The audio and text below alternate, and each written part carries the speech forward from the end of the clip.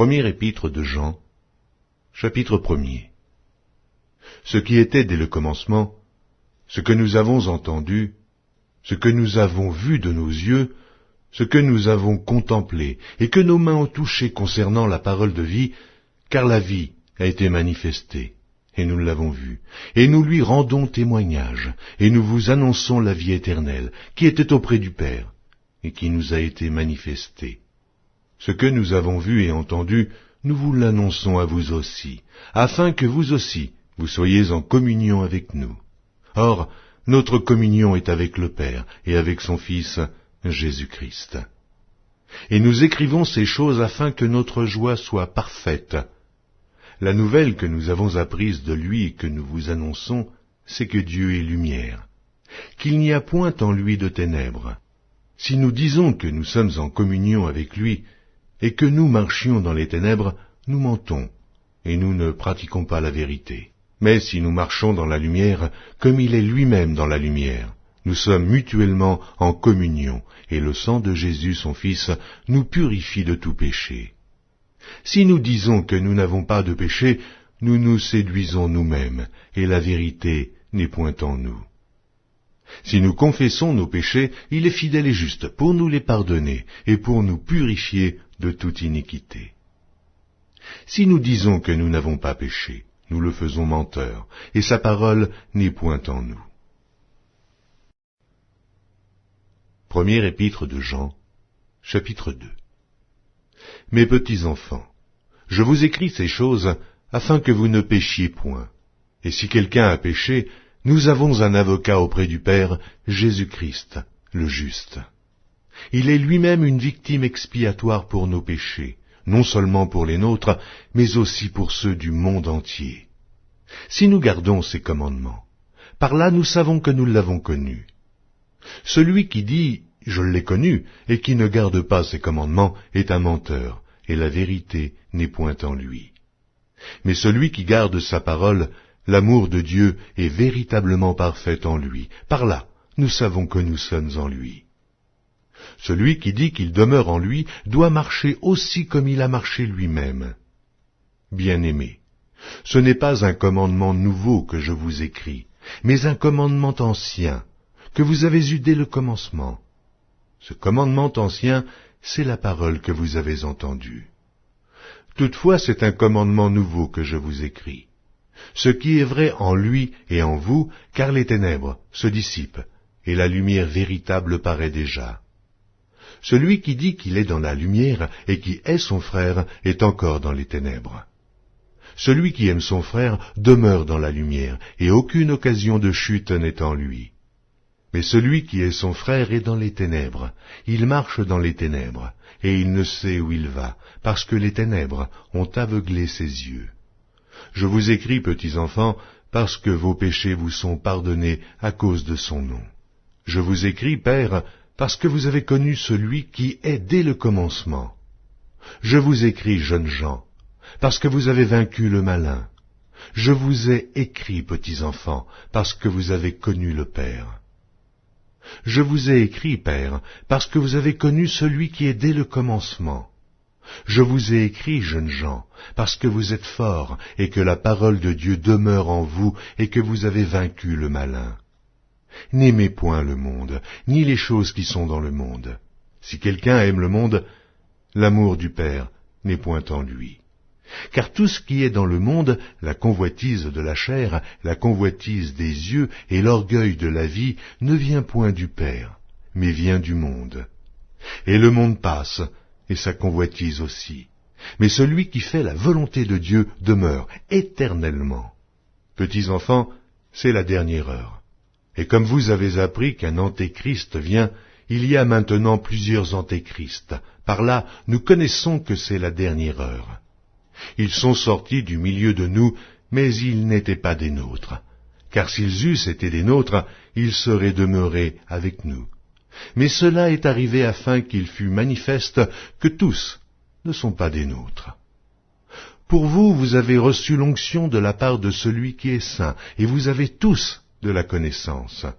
Je vous ai écrit, non que vous ne connaissiez pas la vérité, mais parce que vous la connaissez, et parce qu'aucun mensonge ne vient de la vérité. Sinon, celui qui nie que Jésus est le Christ, celui-là est l'Antéchrist, qui nie le Père et le Fils. Quiconque nie le Fils n'a point non plus le Père.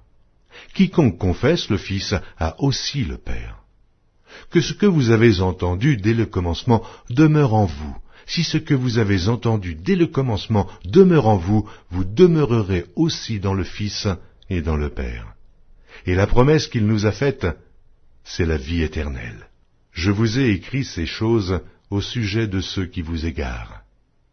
Pour vous, l'onction que vous avez reçue de lui demeure en vous, et vous n'avez pas besoin qu'on vous enseigne. Mais comme son onction vous enseigne toutes choses, et qu'elle est véritable, et qu'elle n'est point un mensonge, demeurez en lui, selon les enseignements qu'elle vous a donnés. Et maintenant, petits enfants, demeurez en lui, afin que, lorsqu'il paraîtra, nous ayons de l'assurance, et qu'à son avènement, nous ne soyons pas confus et éloignés de lui. Si vous savez qu'il est juste, reconnaissez que quiconque pratique la justice est né de lui. Première épître de Jean, chapitre 3. Voyez quel amour le Père nous a témoigné pour que nous soyons appelés enfants de Dieu. Et nous le sommes. Si le monde ne nous connaît pas, c'est qu'il ne l'a pas connu. Bien-aimés, nous sommes maintenant enfants de Dieu, et ce que nous serons n'a pas encore été manifesté. Mais nous savons que, lorsque cela sera manifesté, nous serons semblables à lui, parce que nous le verrons tel qu'il est. Quiconque a cette espérance en lui se purifie, comme lui-même est pur. Quiconque pêche transgresse la loi, et le péché est la transgression de la loi. Or, vous le savez, Jésus apparut pour ôter les péchés, et il n'y a point en lui de péché. Quiconque demeure en lui ne pêche point, quiconque pêche ne l'a pas vu, et ne l'a pas connu. Petits enfants, que personne ne vous séduise. Celui qui pratique la justice est juste, comme lui-même est juste. Celui qui pêche est du diable, et le diable pêche dès le commencement. Le Fils de Dieu apparut afin de détruire les œuvres du diable. Quiconque est né de Dieu ne pratique pas le péché, parce que la semence de Dieu demeure en lui, et il ne peut pécher, parce qu'il est né de Dieu. C'est par là que se feront reconnaître les enfants de Dieu et les enfants du diable. Quiconque ne pratique pas la justice n'est pas de Dieu, non plus que celui qui n'aime pas son frère. Car ce qui vous a été annoncé et ce que vous avez entendu dès le commencement, c'est que nous devons nous aimer les uns les autres, et ne pas ressembler à Caïn, qui était du malin et qui tua son frère. Et pourquoi le tua-t-il? Parce que ses œuvres étaient mauvaises, et que celles de son frère étaient justes. Ne vous étonnez pas, frères, si le monde vous hait. Nous savons que nous sommes passés de la mort à la vie, parce que nous aimons les frères. Celui qui n'aime pas demeure dans la mort. Quiconque hait son frère est un meurtrier. Et vous savez qu'aucun meurtrier n'a la vie éternelle demeurant en lui. Nous avons connu l'amour en ce qu'il a donné sa vie pour nous. Nous aussi, nous devons donner notre vie pour les frères. Si quelqu'un possède les biens du monde, et que, voyant son frère dans le besoin, il lui ferme ses entrailles, comment l'amour de Dieu demeure-t-il en lui? Petits enfants, n'aimons pas en parole et avec la langue, mais en action et avec vérité. Par là nous connaîtrons que nous sommes de la vérité, et nous rassurerons nos cœurs devant lui. Car si notre cœur nous condamne, Dieu est plus grand que notre cœur, et il connaît toutes choses. Bien-aimés, si notre cœur ne nous condamne pas, nous avons de l'assurance devant Dieu. Quoi que ce soit que nous demandions, nous le recevons de lui, parce que nous gardons ses commandements et que nous faisons ce qui lui est agréable. Et c'est ici son commandement, que nous croyions au nom de son Fils Jésus-Christ, et que nous nous aimions les uns les autres selon le commandement qu'il nous a donné. Celui qui garde ses commandements demeure en Dieu, et Dieu en lui. Et nous connaissons qu'il demeure en nous par l'Esprit qu'il nous a donné. Première épître de Jean, chapitre 4.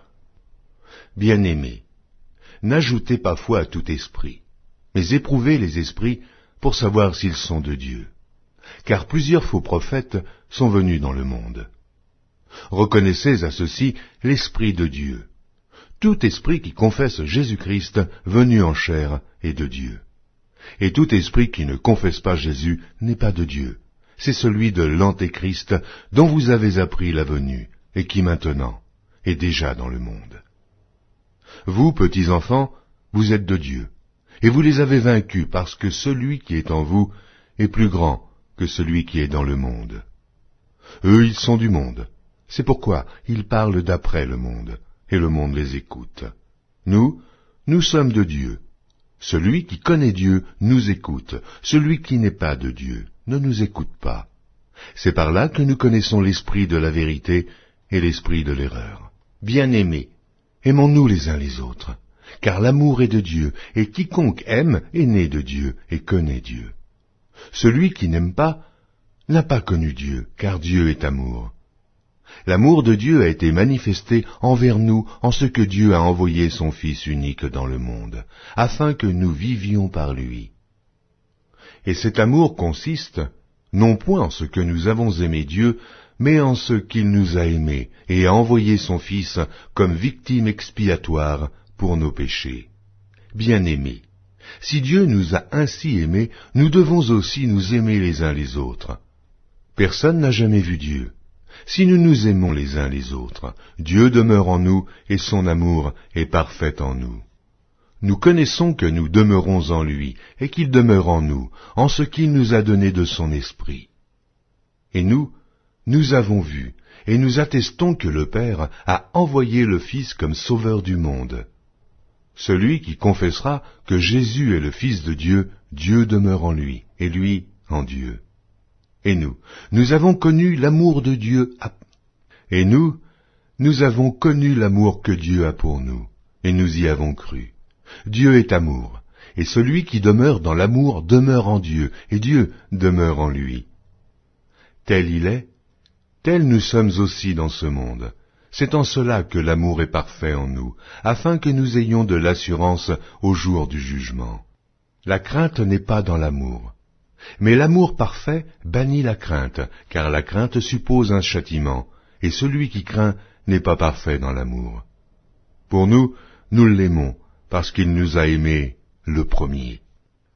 Si quelqu'un dit « J'aime Dieu » et qu'il haïsse son frère, c'est un menteur, car celui qui n'aime pas son frère qu'il voit, comment peut-il aimer Dieu qu'il ne voit pas? Et nous avons de lui ce commandement, que celui qui aime Dieu aime aussi son frère.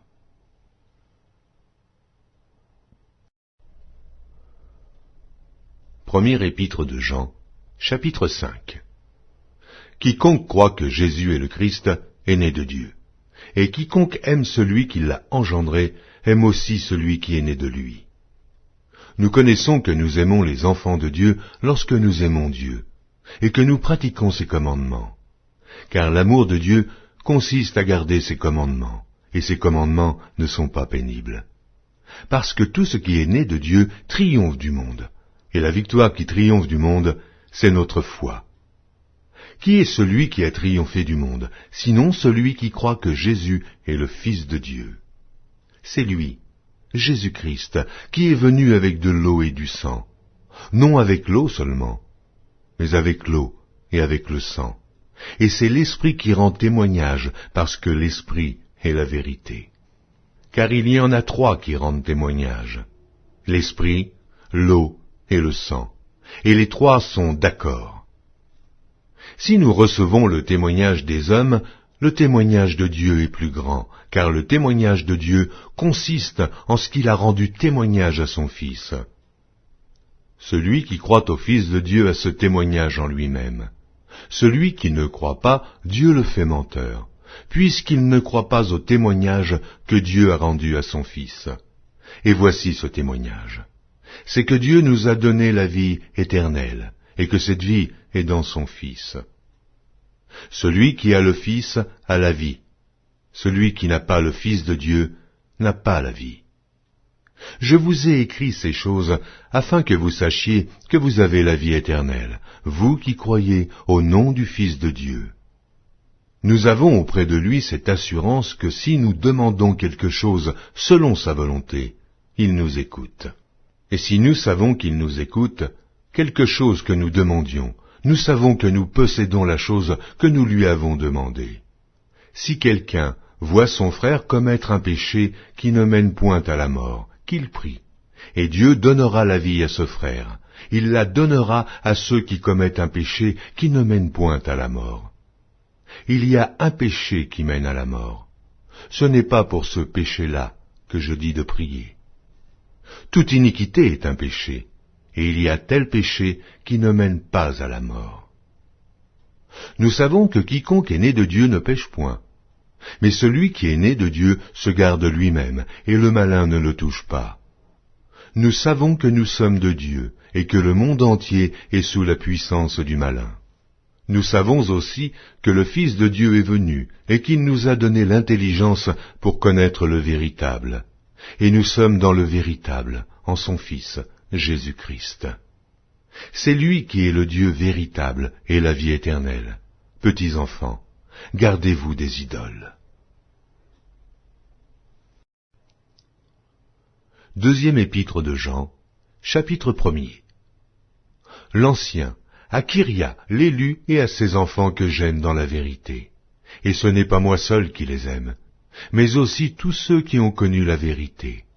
À cause de la vérité qui demeure en nous et qui sera avec nous pour l'éternité. Que la grâce, la miséricorde et la paix soient avec vous de la part de Dieu le Père et de la part de Jésus-Christ, le Fils du Père, dans la vérité et la charité. J'ai été fort réjoui de trouver de tes enfants qui marchent dans la vérité, selon le commandement que nous avons reçu du Père. Et maintenant, ce que je te demande, Kyria, non comme te prescrivant un commandement nouveau, mais celui que nous avons eu dès le commencement, c'est que nous nous aimions les uns les autres. Et l'amour consiste à marcher selon ses commandements. C'est là le commandement dans lequel vous devez marcher, comme vous l'avez appris dès le commencement. Car plusieurs séducteurs sont entrés dans le monde, qui ne confessent point que Jésus-Christ est venu en chair. Celui qui est tel, c'est le séducteur et l'antéchrist. Prenez garde à vous-même, afin que vous ne perdiez pas le fruit de votre travail, mais que vous receviez une pleine récompense. Quiconque va plus loin et ne demeure pas dans la doctrine de Christ n'a point Dieu. Celui qui demeure dans cette doctrine a le Père et le Fils. Si quelqu'un vient à vous et n'apporte pas cette doctrine, ne le recevez pas dans votre maison, et ne lui dites pas « Salut », car celui qui lui dit « Salut » participe à ses mauvaises œuvres. Quoique j'eusse beaucoup de choses à vous écrire, je n'ai pas voulu le faire avec le papier et l'encre, mais j'espère aller chez vous et vous parler de bouche à bouche, afin que notre joie soit parfaite. Les enfants de ta sœur l'élue te saluent.